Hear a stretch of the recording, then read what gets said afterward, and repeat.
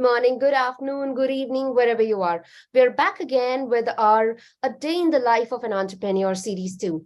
And this time we have very special guest lined up for this episode, who's Travis. I know him for a few years now. Hi, Travis. Hello. Travis, I would not be able to do justice to your bio because you've been doing so much with OWASP, with the community. So if you can share some details with our viewers. Sure. Yeah. So I'm a security generalist. I always have loved security, even since I was a kid. When I was a kid, there wasn't this big industry around it. And I kind of lucked out on the timing. When I was coming out of school, it was just picking up. And then there was this great security field to get into. I've always been security generalist, so do a little bit of everything. I'm not a crypto expert, but I do like to go deep in cloud security and application security. And some of the most cool work that I've done has been in those kind of jobs. So at Netflix, for example, I did both cloud security and app security. Cloud security, I think there's so much possibility for automation, so I'm really excited about that. And then I went to Databricks and led product security for a bit. And I've always been interested in entrepreneurship too. So really what fascinates me is the intersection of security and business. And I think for anybody that feels that way, Founder is the way to go. So in 2018, I really didn't know anything about startups, even though I live here in Silicon Valley. And I just went and set out to learn everything I could. And there's so many cool people out there that can teach you, but how do VCs think? How do startups function? How do you launch a startup and things like that? So back in March, I finally pulled the trigger and did my own startup journey. Things are going great. We have an awesome team here. We're building things, talking to customers every day, and I'm super excited, but there's a ton of work to do. And this is definitely like a lot of learning. So I wouldn't recommend anybody do this unless you just love learning things every day. Thank you so much. And when you talk about learning every day, how does your day look like? Like, what's your day-to-day role? Yeah, totally. So one thing not related to the company, but I recommend, VC-backed startups is like the Olympics of business. This is really hard. Some of the smartest people in the world are competing in this field. And so what I recommend to founders is that you get a really good routine and habits and take care of yourself. So I think with so much to do, people can feel like, oh, I don't have enough time to do things like exercise or get good food or things like that, but it's really important, or good sleep. Sleep, exercise, and diet are really important because you need to be at your tip-top game. So for me, I start every day. I wake up at 4:45, do some exercise, then I do a kids routine, like get them dressed and fed and things like that.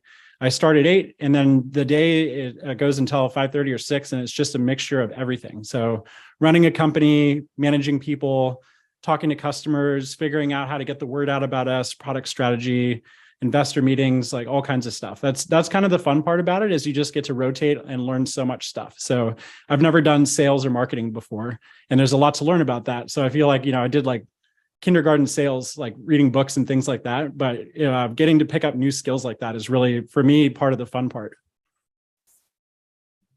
So you're saying that entrepreneur needs to juggle everything, but they need to learn about sales and marketing too.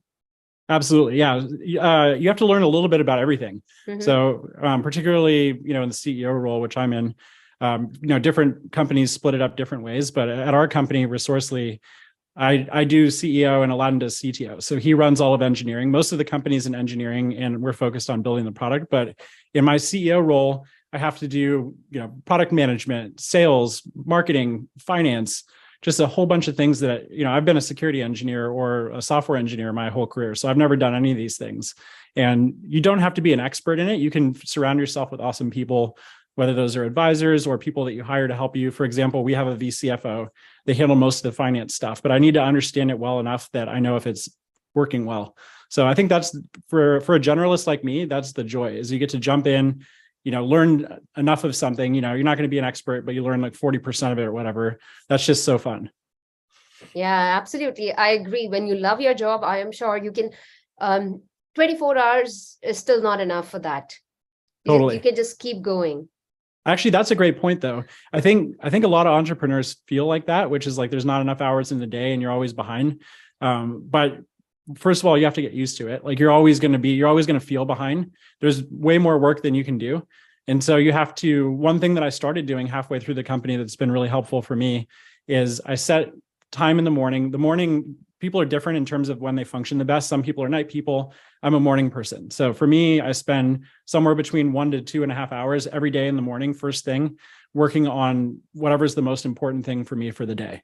And we started doing planning, so I know what that is for me, and I just focus on that. I think that's really helpful. And with thinking through what's the most important thing, then you'll realize that a bunch of the stuff that feels urgent, where it's like, oh, I don't have enough time, doesn't actually matter that much. Yeah, absolutely. And now, while we talk about time management itself, so how do you typically prioritize and manage your time? Yeah, that's a great question. So I think it all starts with kind of like goals. You need to understand like what is the primary thing that's going to make or break your company at any time. So for me at this stage, it's really about customer discovery, talking to customers, getting validation. I think that I know what we're building is really important, but it doesn't matter what I think. It matters what customers think. So spending a ton of time getting as much signal from customers as possible, that's a huge priority. And then guiding the product. So there's a million things that we could build, but we need to take that customer input and then guide it towards the things that we have to build. So those two are the most important things. I spend the bulk of my time in that. And then there's a whole bunch of miscellaneous things too. Yeah, actually, I agree. And especially while you are doing all of that, how do you balance finance? How do you balance people? And how much of it is people management? Because that's very tricky. And I've been speaking with a lot of entrepreneurs, and everyone has their own perspective about it. So, how do you balance out all of those things? Especially there's a business demand, there's a financial management, there's a people management, HR demand. So, how do you balance all of that? So yeah, I'm lucky in the sense that Aladdin does most of the people management right now. So we have 10 people at our company. 7 of those are engineers that report to Aladdin. So he does most of the people management. But yeah, like you said, there's a ton of stuff to do. So I own the budget. One of the things that's most important for a venture-backed company is, when are you going to run out of money? And is that good enough? So I stay on top of that. We do have a virtual CFO. They have an accountant. They have a finance person for strategy and things like that. It's really helpful. And then, at any early stage company, another really important thing, like you said, is HR. So we need to hire amazing people and we need to keep them happy. In that regard, we have somebody awesome, Liza. She runs a consulting practice called Meet Appetite. But basically, she does all of the recruiting for us. And she was with us actually like day -1 before we were even incorporated. So she helped us design an interview plan, design a reach out strategy, keeps all of the things moving with candidates so that they're all happy and they feel taken care of. And then helps us with like internal things like culture setting and explaining all of this to the team and things like that. At an early stage company, and at Netflix or Databricks, for example, I spent a lot of time in the practice of management. I think, at a startup, everything's on fire. So you have less time to do some of the like really disciplined management stuff. And it's important to, I guess, just get people that are excited about being in the fire too. So what we try to do is we have all hands where we regularly share what's going on very candidly. I think this makes people feel part of the journey. So even though if they were at some bigger company, they might have their manager specifically looking out for like how they'll grow their career and promotions and things like that. We're not doing any of that now. But just by being here, I think people are growing. So it's important to keep them connected to the journey and make them realize that they're at a startup and we're all learning together. Yeah, which means there's a lot of amount of your efforts, money, your bandwidth, everything goes behind it. So how do you actually handle stress and setbacks in the business? Yeah, totally. Yeah. So, I mean, I personally, I have a high baseline tolerance of stress. In fact, if I'm not a certain level of stress, then I feel bored. Like I feel like I'm actually dying if I'm not like a certain level of stress. But I got used to this at Netflix. Netflix is a great environment, but you're surrounded by everybody's great at their job. And what people feel when they get there is usually imposter syndrome. So that got me used to like a certain level of stress. And then I started the company. It was a different level of stress. If you're at like Netflix, Databricks, you're doing well at your job, like you feel pretty steady. Here, like it's existential. Like people may not care about the product that you're building. Like there might not be a company there, and that kind of stress as somebody responsible for it is like a different level, but you do get used to it. So in any given day, I can think about 100 things that will kill my company, but I can also see a really clear path for success forward. So I just try and stay focused on that. I don't worry about the ledge on either side. I'm just focused on how we're going to get through and build a killer product and make our customers happy. Yeah, absolutely. And how do you manage those unique challenges which you face on a day-to-day basis? Like, are there any unique challenges that you saw when you became an entrepreneur, which you didn't anticipate and it just came your way? Oh, there's a million of them. So part of it is like learning, my own skills gap and things like that. So for example, when I started this, I've never done a sales job. And this is going to sound so silly to anybody that does sales, but like I didn't know about qualifying a customer. So I would just, reach out to people and have a conversation with them and kind of show them the product. And they would give me back some feedback like, oh, it looks good. And I'm like, okay, like looks good or like looks good. Like I was getting very little signal. Today, now I know that first up, there's like a certain level of things that they need to hit to even be a fit for a customer. So I qualify them. So like that's one category, is these like kind of skills gaps. Another category is just, there's a whole bunch of curveballs that are going to be thrown at you. It could be anything. It could be, like how do you adjust to new signals in the market? How do you adjust to like different fundraising environments? The good news for me, and I would recommend that anybody that's going down this path try to get the same thing, is I'm just surrounded by a team of amazing people. These are angel investors, advisors, just friends that I can reach out to that have done it before. Our investors are really helpful for this. So fortunately for me, like anything that comes up, there's at least 5 people that I can text that have been through it before that will give me something, and I can take those signals and then come up with my own opinion about what to do next. And then of course, Aladdin, the co-founder, he's just, he's there in the trenches with me. He sees most of the stuff that I see. So he's a really good sounding board for anything that comes up, and vice versa. Like anything that comes up with him, like I talk through it with him too. So we help each other a lot. I think the journey is lonely enough. I would definitely recommend that folks starting a company have co-founders that they, really get along with, that complement each other's skills nicely. Yeah. And one point which you just mentioned about investors. So I am sure this is one of the topics that is in your mind about fundraising. So how exactly you make sure that the fundings are secured and investments are there for the business? Yeah, totally. I learned a lot of stuff about this. So I guess, before anybody goes on this journey, it's helpful to understand like the basics. So you're going to be looking for money from VCs or angels, and VCs and angels have their own motivations. It's helpful to know what those are so that you can bring your message in a way that connects with them. So for example, one book that I always recommend is Secrets of Sand Hill Road. That's Scott Cooper's book from A16Z.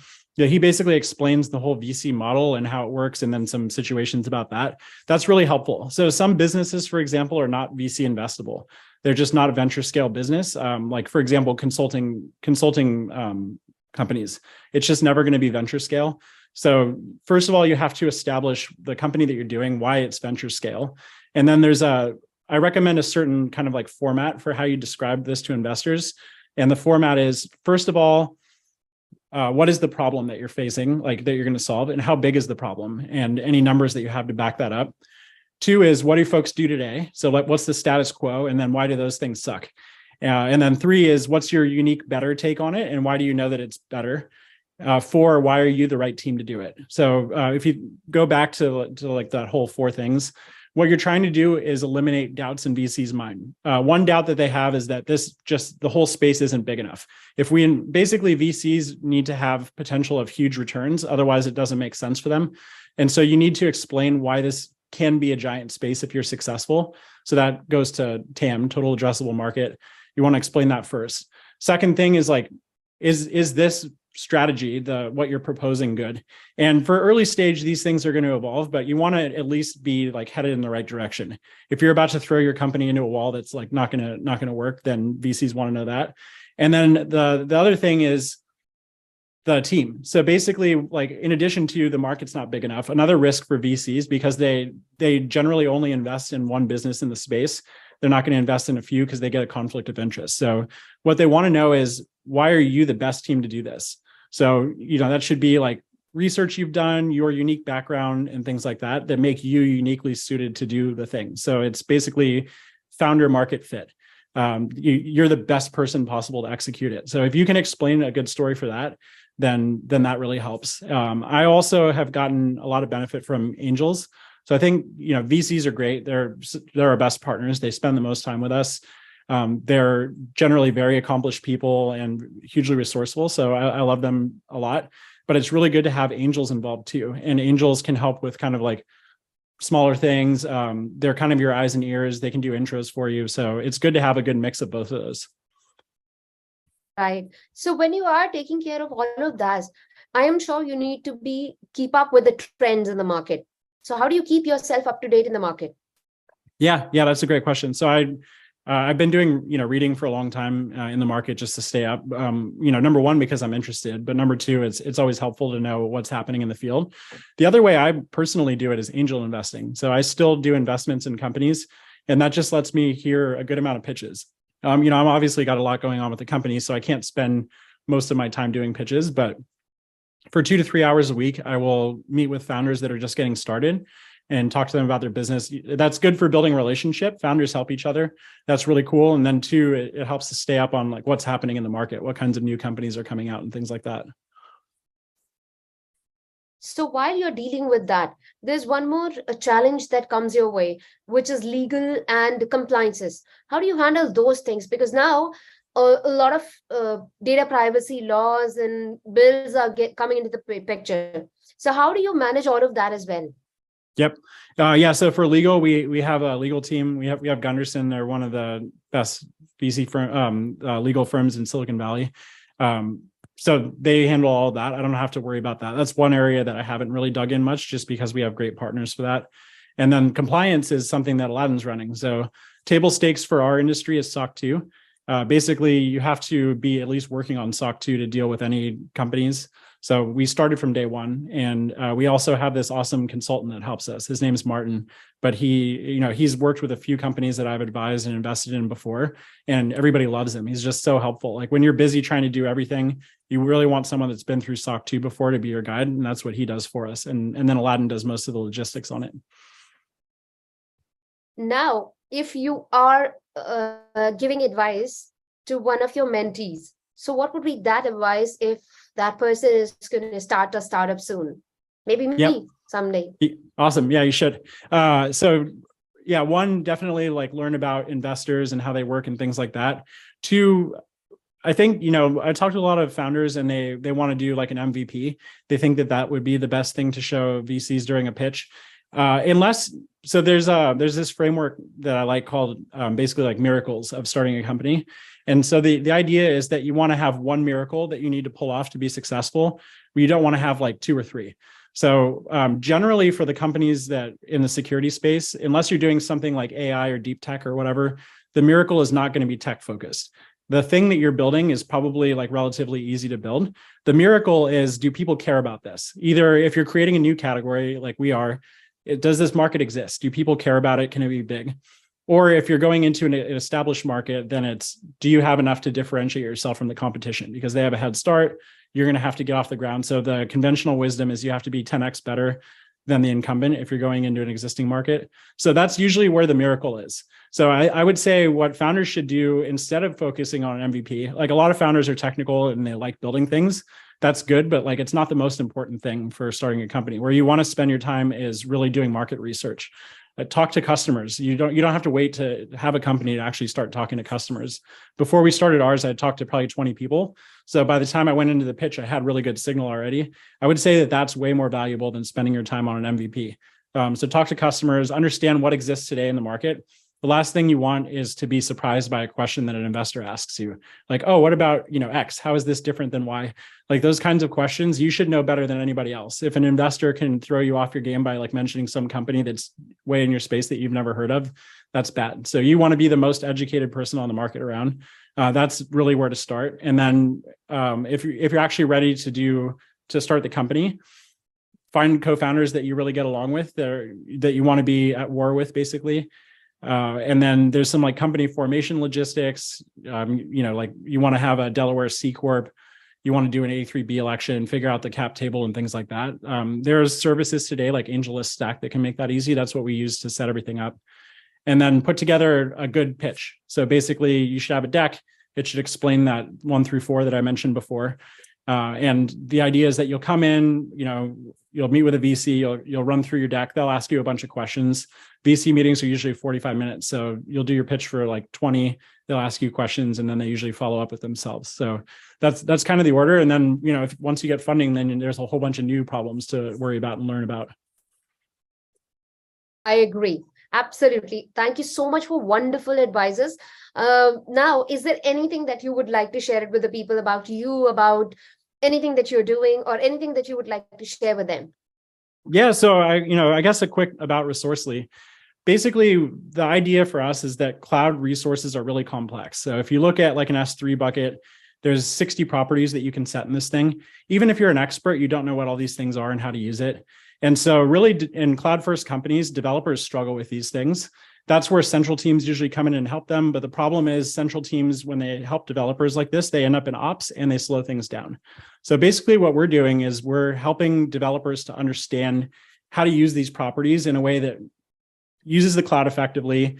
If you're in a Terraform shop, uses Terraform effectively because that adds more complexity and then also meets all of your policies. There's just a ton of cognitive load and we want to reduce all of that. So what Resourcely is about is helping developers get those right answers for free so that they can get a resource set up or changed quicker than they can go do a coffee break instead of having to wait for people. So that's us. We've been running for 9 months. At this point, we have design partners. We're looking for a couple more. And we're expecting to have a generally available product sometime in the middle of the year. And yeah, I really appreciate the time. This is awesome. Thank you so much. I am so glad that I could speak to you because I know you since we met for the first time at a WASP events in San Francisco and California and where not. And I totally love the work that you've been doing, and especially if anyone who's listening, if you are in Bay Area, you should definitely go to the Bay Area chapter. He has set up such wonderful details there, and I remember meeting some wonderful people out there. Thank you for that. When you do your company, let me invest. Oh my God, thank you so much. Thank you. Yeah, thank you so much, and it was a pleasure speaking with you, and I'm sure we're going to meet soon. Thank you. Sounds Thank great. you for joining me. Have a great day. Wish you the same. Take care. Thank you.